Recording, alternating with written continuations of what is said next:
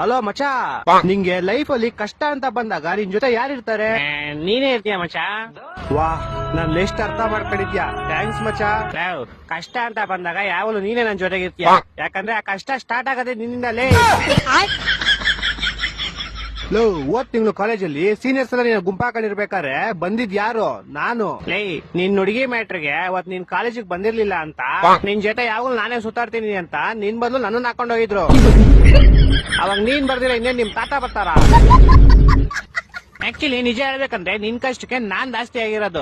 ನೀನ್ ಯಾವಾಗ ಆಗಿದ್ಯಾ? ಅವತ್ ತಿಂಗಳು ನಾನು 500 ರೂಪಾಯಿ ದುಡ್ಡು ಇಸ್ಕೊಂಡಿದ್ದಲ್ಲ. ಹಲೋ ಅಲ್ಲ ಹಲೋ ಅಲ್ಲ ಹಲೋ. ನಿಮ್ ಮನೆಯಲ್ಲ ಹೆಂಗವ್ರೆ?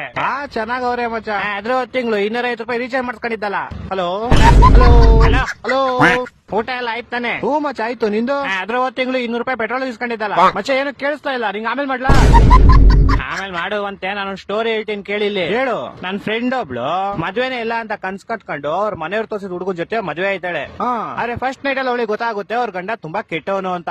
ಅಯ್ಯೋ, ಆಮೇಲೆ? ಇದನ್ನ ಹಿಂಗೆ ಹೇಳ್ಕೊ. ಇನ್ನೊಂದ್ ಸ್ಟೋರಿ ಹೇಳ್ತೀನಿ ಕೇಳು. ಇನ್ನೊಬ್ಬ ನಮ್ ಫ್ರೆಂಡ್ ಇರ್ತಾನೆ. ಅವನು ಜನರಿಂದ ಮರಣವರೆಗೂ ಎಲ್ಲಾ ತರ ಫಂಕ್ಷನ್ ಮಾಡ್ಕೊಡ್ತಾನೆ. ಅವ್ನ್ಗೇನಂದ್ರೆ ಅವ್ನು ಯಾವ್ದೇ ಫಂಕ್ಷನ್ ಮಾಡಿದ್ರು ಜನ ಯಾವಾಗ್ಲೂ ಖುಷಿಯಾಗಿರ್ಬೇಕು, ಹ್ಯಾಪಿ ಆಗಿರ್ಬೇಕು ಅನ್ನೋ ಒಂದ್ ಕನ್ಸರ್ನ್ ಇರುತ್ತೆ.